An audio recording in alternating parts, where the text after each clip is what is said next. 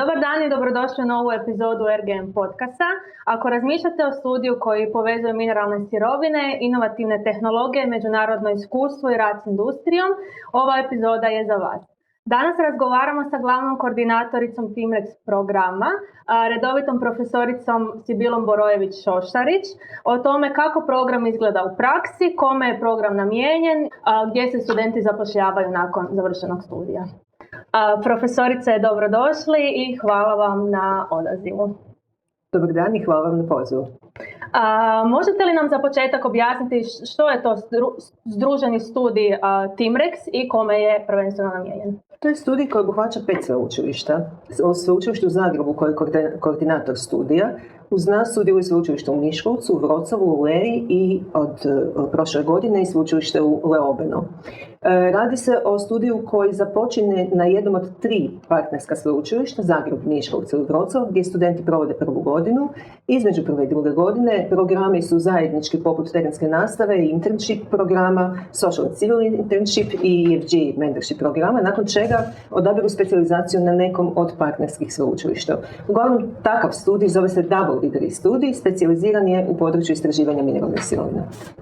Po čemu se Timrex razlikuje od tradicionalnih studijskih programa iz područja mineralnih sirovina? Prvenstveno po tome što je uključio horizontalni element o kojem ćemo kasnije pričati. Dakle, to nije potpuno klasični studij, kao što smo navikli vidjeti. Na klasičnim studijima kakav imamo i mi, dakle na Rudarsko-geološko-naftnom fakultetu smjer mineralne sirovine, fokusirani smo na geološku problematiku. Znači, fokusirani smo u potpunosti na istraživanje ležišta mineralnih sirovina. Međutim, ovaj studij zadržava taj horizontalni element i razrađuje ga, vrlo jako ga razrađuje, koji uključuje i poduzetničke vještine, i vještine upravljanja projektima, međunarodna iskustva, i to ozbiljna međunarodna iskustva rada u industriji, znači gdje studenti stječu puno iskustva za onaj početni korak, a to je zapošljavanje nakon studija. Spomenuli ste double degree program. Što to znači točno? To u stvari povećana mobilnost, ajmo to tako reći. Dakle, u našim službenim aktima studenti nakon završene prve godine bilo kojeg studija, a u pravilu radi se uvijek o diplomskom, studenti odlaze na mobilnost koja može biti 30 ili 60 ECTS-a. Taj dio da student može otići na mobilnost od 60 ECTS-a smo iskoristili kao pozadinu za double degree studij, gdje smo mi strukturirali tih 60 ECTS-a na drugoj godini. U stvari radi se o trećem semestru koji je u potpunosti strukturiran i gdje su potpisani sporazumi, double degree sporazumi na razini sveučilišta, partnera i RGN fakulteta koji tu može djelovati samostalno s obzirom da mi imamo konfederacijski sustav upravljanja sveučilištem. I taj blok od 30 ECTS-a se ne mijenja. Taj blok se automatski priznaje studentima kad se vraćaju nazad, a četvrti semestar je u stvari zajednički diplomski studij, gdje naš student koji krenuo iz Zagreba odrađuje master tezu, dakle diplomski rad, ili na sveučilištu u Wrocławu, u Leji, u Miškolcu ili sad u novom krugu to će biti i Leoben. Dakle, mi samo priznamo sve to unatrag. Mi temeljem toga izdajemo diplomu RGN fakulteta, a strano sveučilište temeljem double degree ugovora priznaje našu cijelu prvu godinu i daje diplomu našem studentu. Tako da je student u stvari u 2 godine studiranja dobio 2 diplome i to one koje je odabrao, dakle specijalizaciju koju si sam odabrao. U opisu Timrex programa stoji pojam T-shaped professionals. Možete nam opisati što taj pojam znači i kako se taj koncept primjenjuje u svakodnevnom obrazovanju studenata? U europskom obrazovnom prostoru taj pojam je prilično poznat, međutim kod nas doista nije poznat. I prvi put kad smo se susreli sa tim T-shaped professional, ja priznam da sam išla googlat da vidim što to uopće znači. Jel? Dakle, to je u stvari ideja nadgradnje. Ono što naši studijski programi nude je vrlo fokusirano i jasno znanje koje oblikuje stručnjaka usmjerenog na mineralne sirovine. I kad mi propustimo studenta kroz naš studij, mi možemo znati da će taj student znati prvo, postaviti geološka istraživanja, a ne samo to, nego od nultog stanja pregledati teren, zaključiti uopće po stanju terena i geološkim informacijama koje mineralne sirovine on uopće može tamo očekivati, da će znati postaviti istraživanja, voditi istraživanja i interpretirati te rezultate istraživanja. To je ono slovo, ona crtica vertikalna. Ali šta uz to dodatno nudi taj program je horizontalna crtica koju mi u stvari u našim studijskim programima ili nemamo jako malo. Znači to je cijeli niz horizontalnih znanja i vještina koje taj student treba imati i uz to dolazi jedan sloj upravljanja rada na projektima, razrada projekata, sloj poduzetništva i obrazovanja u tom smjeru. Pa da vas pitamo kako izgleda studiranje na Timrexu, koliko ima predavanja, koliko praktičnog i koliko terenskog rada? Ispada da smo otprilike na 60% praktičnog i terenskog rada kad se sve zbroji, a 40% su predavanja. Praktični rad je dio laboratorijskog rada i uz to terenski dani, gdje imamo 12 terenskih dana u kurikulumu na prvoj godini na RGNF-u, plus 10 terenskih dana na zajedničkoj terenskoj nastavi koja se izvodi na sveučilištu u Leji gdje sudjeluju studenti sa sva 3 Master 1 sveučilišta, dakle Zagreb, Miškolc i Wroclav, plus obavezni internship program koji se izvodi kod industrijskog partnera koji traje 4 tjedna i još naravno ide eventualni teren vezan uz diplomski rad. Tko zapravo traži sam internship? Jesu li to studenti ili ste to vi? Ovako, naravno uvijek je opcija da student sam dogovori internship, međutim ta opcija je vrlo rijetka. Svi su, dakle, koordinatori na sveučilištima praktički brinu za svoje studente, tako da mi brinemo za naše studente i u kontinuiranim razgovorima sa kompanijama tražimo načine da riješimo možda neki problem od kompanija kroz internshipe i onda follow up, dakle u nastavku diplomski rad. Tako da evo recimo 2 velika izvora internshipa koje su sad 3, ajmo tako reći, koje su trenutno za naše studente u Hrvatskoj na raspolaganju su kompanija Knauf koja je ponudila 10 tema za internship koje su od francuskih Alpa do Sardinije i Albanije, dakle fantastične su teme. Imamo sad novu kompaniju RGM Rich Metals Group koja je ogromna kompanija u Gruziji koja u stvari obuhvaća i prospekciju i eksploataciju gdje nam 3 studenata ide u Gruziju. Imamo naše geološke institute koji su nam članovi konzorcija, Geološki institut u Zagrebu i Geološki institut u Ljubljani, slovenski. Možete li nam opisati primjer jednog praktičnog projekta ili terenskog rada? Daću vam 2 primjera. Jedan je naš, dakle unutar Timrex programa mi smo razvili 2 terenska poligona. Jedan je na Rudama u Samoborskom gorju, a drugi je na Adolfovcu na Medvednici. Rude su stari povijesni napušteni rudnik iz kojeg se vadio se prvo bakar, pa nakon toga željezo, pa nakon toga gips. Dakle, rudnik je radio kroz stoljeća, a Adolfovac na Medvednici je jedna vrlo kontinuirana pojava od možda 3 do 4 km magnetitno-kvarcih škriljevaca, što su jako zanimljivi za posebno geofizičke metode. Mi odradimo naravno prvo teren u podzemnom dijelu rudnika gdje prođemo dijelove koji jesu turistički i oni dijelovi koji uopće nisu turistički. I po karti podzemne eksploatacije uzorkujemo i ne samo da uzorkujemo, nego radimo analize sa Portable XRF instrumentom koji nam daju glavni sastav makroelemenata i glavnih mikroelemenata, uglavnom metala koje očekujemo. Možda još ljepši primjer je primjer koji radi partnersko sveučilište u Leji. Dakle, oni na sjeveru Švedske imaju jedan istraživački poligon od kompanije Boliden, koji je stvarno skriveno VMS ležište, Volcanic Massive Sulfides, koji Boliden ne misli eksploatirati zbog tektonskog settinga. I tamo je napravljen drugi istraživački poligon. I onda studenti u stvari prolaze isto u svojima kroz geologiju, ali ne rade uzorkovanje jer je to kondenzirani dio koji nam traje tih 10 dana, nego dobiju onda prvi svoj podataka geokemija tla, pa onda iz toga izvlače zaključke, pa drugi svoj podataka koji su geofizika, pa onda iz toga izvlače zaključke. Uglavnom kombinirano sve to što oni odrade mora rezultirati predikcijom gdje bi u stvari zabušili bušotinu. Profesorica, rekli smo da je Timrex međunarodni program. Što studenti konkretno dobivaju iz tog međunarodnog iskustva, osim same činjenice da studiraju u međunarodnom okruženju? Da, to je u stvari i najveća prednost tih programa, jer diploma u području mineralnih sirovina je vrijedna diploma, dakle za industriju mineralnih sirovina. Međutim, diploma združenih studijskih programa implicira poslodavcu nešto sasvim drugo. Implicira poslodavcu da je taj student stekao kompetencije na 2 sveučilišta, što znači da se prilagođavao različitim modelima koje ta sveučilišta imaju, što znači da je on automatski fleksibilni, njegova prilagodba je novom okruženju znatno bolja, brža. Konkretno to dodatno još znači poslodavcima da kada kompanija ima problem, Jel? Onda, dakle, to je iskustvo iz naših struka, naši bivši studenti alumni se obrate svojim bivšim profesorima, jel, na fakultetu. A ovaj student će se obratiti svojim bivšim profesorima na 2 sveučilišta. Dakle, to je dodatan benefit koji poslodavci itekako vide, itekako prepoznaju, jer širina sa kojom barataju ti studenti nadilazi taj nacionalni okvir. To gradi veliko iskustvo i samostalnost u odlučivanju i ta razina iskustva i samostalnosti iz takvog studija je veliki benefit za studente pogotovo kako to poslodavci vide.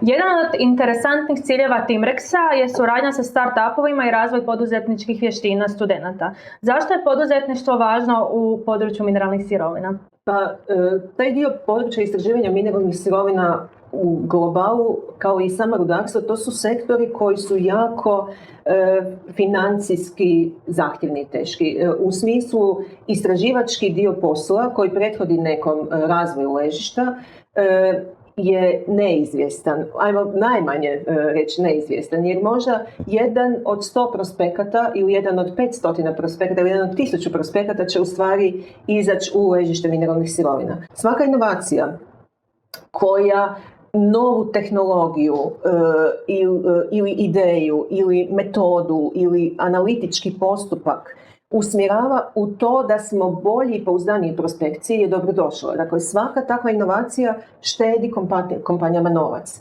Imaju li studenti priliku kroz Timrex razvijati vlastite poslovne ideje? Imaju.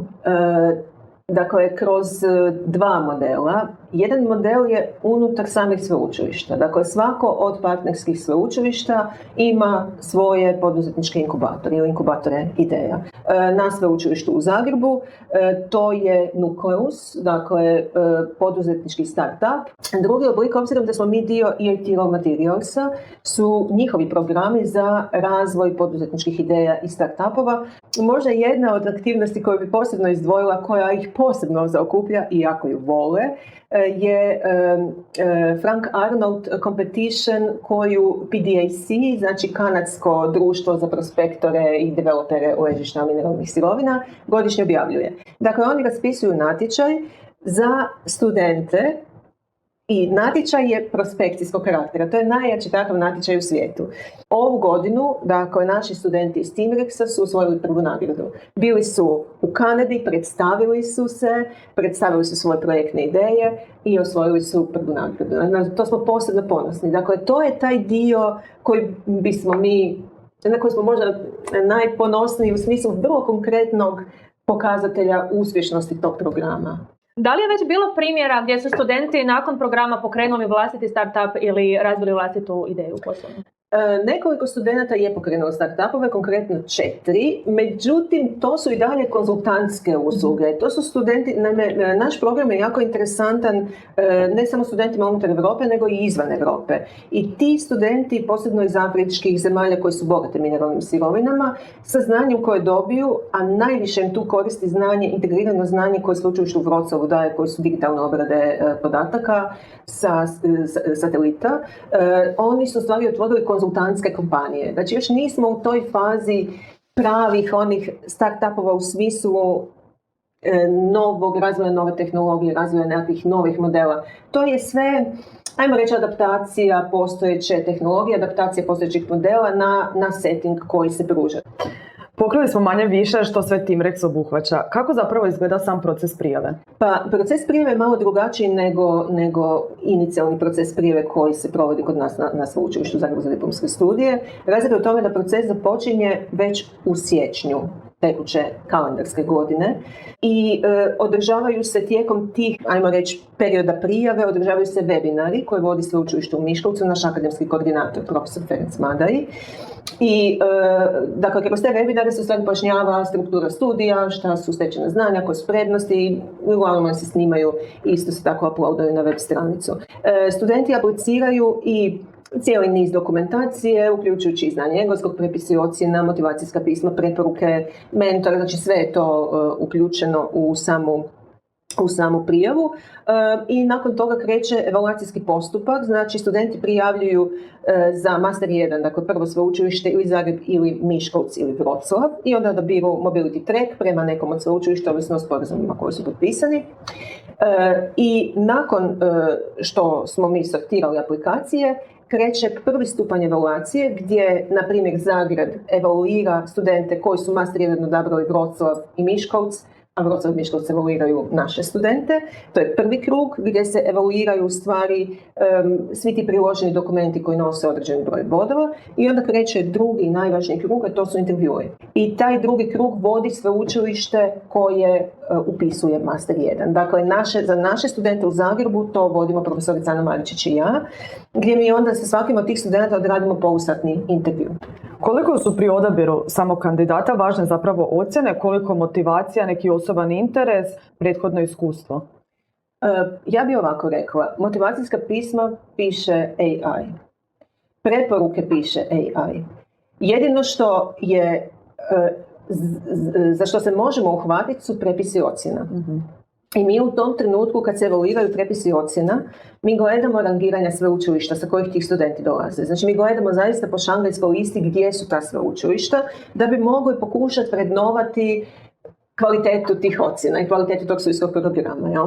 Dakle, taj dio provjeravamo. Ali onda je apsolutni fokus na intervju i taj fokus na intervju je u integraciji znanja. Znači, naš intervju se sastoji od toga da mi dominantno ispitujemo kako ste radili vaš završni rad, koje su bile metode, koji je bio cilj, kako ste postavili istraživanje, kakve ste zaključke dobili. Znači da bi vidjeli iz toga koliko je u dubinu taj student mogao to znanje integrirati.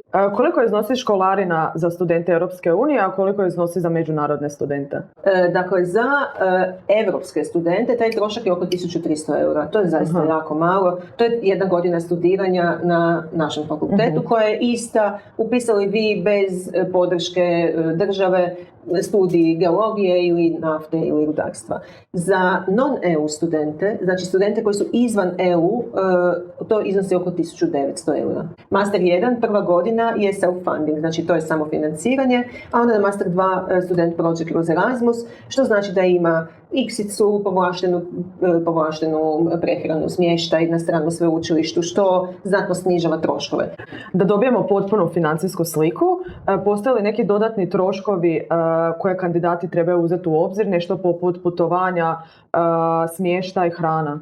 Postoje. Dakle, studenti imaju obaveznu tu terensku školu fieldwork u sveučilištu u Lej na Bolidenovom poligonu. Dakle, postoje troškovi puta koji se moraju pokriti do Švedske, koji nisu računati u projekt. Međutim, još uvijek imamo potporu DIT raw materials za održavanje te škole, pa onda smještaj hrana im je pokriven. A zatim postoji internship. Dakle, internship nije pokriven ni na koji način. Mi potičemo studente i izrazito im pomažemo u pronalaženju kompanija kojih odrađuju internship. Međutim, taj trošak puta nekakvog do kompanije koja je negdje na drugom kraju Europe, možda i trošak smještaja je opet na njima. Do pitanja koje će vjerovatno zanimati svakog budućeg studenta Rimrexa, a to je što se događa nakon studija. Imate li podatke o tome koliko bivših studenta se zaposlilo u struci? Oko 80% ih radi u struci. Neki su se vratili, otvorili svoje privatne konzultantske kompanije, pa onda oni komuniciraju. Uglavnom profesor Madaj, kako bi on rekao, on top of the game, on prati šta se dešava sa studentima i jako smo ponosni na njih i na njihove uspjehe. I ponosni smo u stvari na to da mi je studij omogućio taj program koji je kreiran, da mi je omogućio u stvari da ostvare nešto što su željeli, tako nekako. Da li se zapošljavaju u velikim kompanijama, rekli ste i manje specijaliziranim tvrtkama kao konzultanti, da li neki nastavljaju istraživačkim putem? Da, dakle sve je navedeno. U stvari od tih studenta za koje znamo da su osnovali firme i bave se konzultantskim poslom, to su uglavnom studenti koji su nam došli iz zemalja koji su sa nižim stupnjem razvijenosti, oni su jako fokusirani na novac. Tamo je to najveći problem. Europski studenti različito, oni jako vole nastaviti dalje karijeru, oni jako vole se zaposliti u istraživačkim institutima koji omogućavaju stipendije za doktorske dizertacije i vrlo često idu prema doktorskim dizertacijama, budu jako dobro ocijenjeni, znači visoko ocijenjeni, tako da imamo nekoliko slučajeva koji su da li ostali na projektima, da li otišli u ostale institucije unutar konzorcija na doktorski studij, a imamo i primjere sa velikim kompanijama, dakle kolega koji nam je završio u prvoj generaciji double degree studija je zaposlen u toj velikoj kompaniji u Gruziji. Kolega je završio trek Zagreb-Wroclaw, dakle naš alumni, zajednički diplomski rad, stekao je ogromno znanje u remote sensingu i digitalizaciji podataka i po povratku natrag u Tbilisi je odmah dobio posao. Znači on je u stvari preskočio nekoliko godina stjecanja znanja u kompaniji kroz taj studij i automatski krenuo sa više startne pozicije. Mislim da je to mladim ljudima važno. S obzirom na dinamiku razvoja i potražnje na europskom tržištu mineralnih sirovina, koje kompetencije smatrate ključnima za stručnjake u ovom području sljedećih 5 do 10 godina? Pa mislim, osnovne kompetencije se ne mijenjaju. Znači, osnovne kompetencije koje uključuju mineralogiju, petrografiju, geokemiju, geofiziku, to je core business, znači modeli istraživanja ležišta mineralnih sirovina se malo mijenjaju s vremenom, dakle studijski programi se malo prilagođavaju, ali to je onako, ajmo reći, tehnički, stručni dio koji se puno ne mijenja. Ono što se mijenja je analitika i obrada podataka. Znači to se mijenja i taj dio u stvari je jako zahtjevno pratiti. Jer vi imate 2 seta analitičkih metoda i one se, kako bi rekla, one se kose na sveučilištima. Pokušat ću objasniti na koji način. Nastavnici na sveučilištima, kao što je Zagrebačko sveučilište, su i nastavnici i znanstvenici. Znači mi smo 50% u nastavi, 50% u znanosti.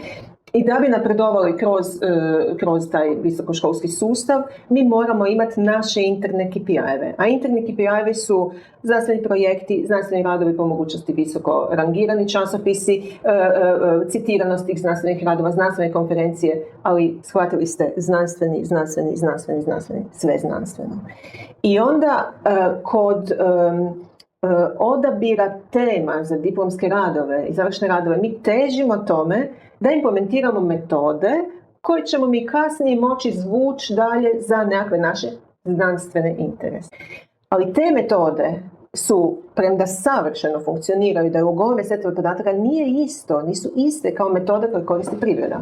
Jer privreda u geokemijskim prospekcijama vrlo često koristi brze metode koje nisu znanstvene. One su tehničke, one ne mogu reći da nisu dovoljno znanstvene, nego su one brze i jeftine. Znači to je ono što smo mi jako puno, na čemu smo jako puno radili, da se uopće taj gap između KPI-eva nastavnika i KPI-eva industrije, onoga što industrija traži, da se to nekako pomiri. Da ne proizvodimo znanstvenike, nego da proizvodimo ljude koji će moći na tržištu rada zaraditi za sebe. Što vas osobno najviše motivira u radu na Timrex programu?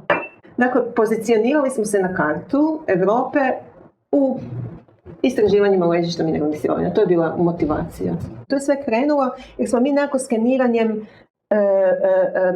prednosti koje naša regija, u ovom slučaju smo mi pratili cijelu regiju, ima. Tu smo, dakle, dio Zapadnog Balkana je druga najveća regija po istraživanjima, ulaganju u istraživanja i eksploataciju mineralnih sirovina. Mi smo zaključili da je posve nevjerojatno da jedna tako bogata regija, resursima bogata regija, nema nakav puno bolji program u mineralnim sirovinama od onog što imamo. Mi smo to klasično imali unutar programa geoloških. Ja sam prijavila prvi projekt koji smo dobili, profesor Madej je vodio, on se zvao Mobias. Sa naše strane bio profesor Baruđija na tom projektu. Mi smo uspoređivali, uopće smo gledali da li je moguće nešto izvesti iz naših studijskih programa, onda smo ih izmijenili i onda je u stvari bilo moguće to izvesti. Ali ja bih rekla da sam u cijeloj toj priči htjela dokazati da mi nismo loši od drugih. I ja mislim da sam u tome uspjela jer smo dobili EAT label, što je potrebna oznaka kvalitete od Europskog instituta za inovacije i tehnologiju. Na koji ste rezultat ili aspekt ponosni? Vi ste spomenuli već da ste na studente najviše, odnosno na njihove uspjehe. Da li bi nešto tu još dodali? Ja najviše na naše studente, jer oni u stvari su proizvod tog programa i tog svega što smo mi zamislili, ali evo dodala bi tu crticu, već sam spomenula Gruziju, na kojoj sam posebno ponosna. Dakle, prva generacija studenata na double degree degree i upisuje između ostalih kolega, jedan kolega iz Gruzije. I student uspješno završava, ali tijekom studija u Zagrebu se otvara veleposlanstvo Republike Gruzije u Hrvatskoj. I oni iskeniraju ko su od njihovih građana u Republici Hrvatskoj i tko je gdje. I tako kontaktiraju našeg kolegu koji kontaktira dekana i prodekana i mene i obavijesti nas da bi veleposlanik Republike Gruzije nas htio primiti na audijenciju. I mi na audijenciji razgovaramo sa veleposlanikom i njegovim timom o mnogim stvarima. Između ostalog čovjek pita zašto sveučilište u Zagrebu nema potpisan Erasmus sporazum sa sveučilištem u Tbilisiju. I njemu bi bilo jako u interesu da on taj dio pogura. I mi govorimo, gledajte, mi nemamo nikakve konekcije. Uglavnom, uz posredovanje veleposlanstva Republike Gruzije, mi uspostavljamo Erasmus suradnju sa Tbilisijem, koju dobijemo. Znači, ide kroz sveučilište i u Tbilisi otputujemo prodekan Stanko Ružičić i ja ovu godinu. Obiđemo sveučilište, obiđemo RMG, njihov Rich Mining Group kompaniju, i dogovorimo niz aktivnosti, a jedna od važnijih aktivnosti je internship za naše studente. I kroz korespondenciju sa kolegama iz Gruzije i kolegama iz RMG-a u kojoj u stvari radi naš bivši student, troje naših studenta ove generacije sada ide u Gruziju na mjesec dana internshipa, što mislim da je prekrasan uspjeh koji evo kroz nekoliko neobičnih točaka dodirnih se uspio izrealizirati to da imamo poveznicu sa Gruzijom. Tako da, na to sam možda najviše ponosna. Zapravo vi ste kao self-sustainable mrežu uspjeli stvoriti. Pa ja mislim da je stvar u tome da svi koordinatori na sastavnicama, znači jednako puno rade za održavanje programa. Jako puno je stvari u pozadini koje se ne vidi. Jako puno je korespondencije. Ja kad ne dobijem 5 ili 6 mailova dnevno koji je vezano s time, pitam se da li su kolege možda na službenom putu, znači da su negdje otišli, ali stalno neka korespondencija koja traje i svi su fokusirani na uspjeh tog programa. Čini mi se da čak i bivši studenti rade na tome da pomognu budućim studentima. Da, i mnogo preporuka dolazi. Znači, recimo, jedan od naših studenta iz Egipta je došao na preporuku bivšeg studenta iz Egipta. Dakle, ja sam dobila pismo gdje je naš student preporuča kolegu i on ga i osobno poznaje i znači, jako puno, ja bih rekla da se mreža širi i to je ono što je prednost za RGN fakultet u toj priči. Jer mi više nemamo studente koji su alumni RGN-a i oni su ostali raditi u Hrvatskoj. Mi imamo studente koji su alumni RGN-a koji će se rasti po cijelom svijetu, što znači da će na RGN dolaziti zahtjevi od naših studenata iz raznih dijela svijeta. I to je ono što su ta strana sveučilišta kojima sam ja silno zavidjela tamo 2015. imali. Evo za kraj da vas pitamo, što biste vi savjetovali studentu koji je razmišljao o prijavi na Timrex, ali možda još nije siguran? A ja bih mu savjetovala da svakako upiše. Znači, ako je student usmjeren i dobar sa mineralogijom i petrologijom, znači to je bazni dio i zainteresiran za taj dio struke koji se bavi sa vrlo konkretnom problematikom u mineralnim sirovinama, svakako. To je najbolje što u ovom trenutku RGN može ponuditi. Znači, naši su programi sjajni, nemojte me krivo razumjeti, oni su sjajni. Međutim, niti jedan od diplomskih programa na drugim smjerovima nema ovakav impact, nema ovakav izlaz. Znači, mi smo napravili zaista iskorak sa Timrexom bez neke lažne skromnosti. Zaista je trenutno najbolje što RGN može ponuditi. Da se mogu vratiti natrag i upisati ponovo, ja bih sigurno to odabrala. Koju poruku bi studenti trebali ponijeti iz ovog programa Timrexa? Pa, mislim, vrlo prikladno pitanje za kraj. Ja bih rekla da iz svakog međunarodnog programa, uključujući i Timrex, studenti će razumjeti da edukacija u ovom slučaju u području mineralnih sirovina ne započinje i završava na jednom sveučilištu, na jednom fakultetu, na jednom programu i u jednoj učionici. Jer već smo spominjali, metode se mijenjaju, core business, core znanje ostaje, koje su solidno i čvrsto dobili, a metodologija interpretacije, taj dio treba nadograđivati kroz cijeli život. Profesorice, hvala vam puno na izdvojenom vremenu što ste s nama podijelili sve korisne informacije. Hvala vam na pozivu i na ovom vrlo ugodnom gostovanju. Drago nam je. A vi, dragi gledatelji, ostanite s nama i u idućoj epizodi.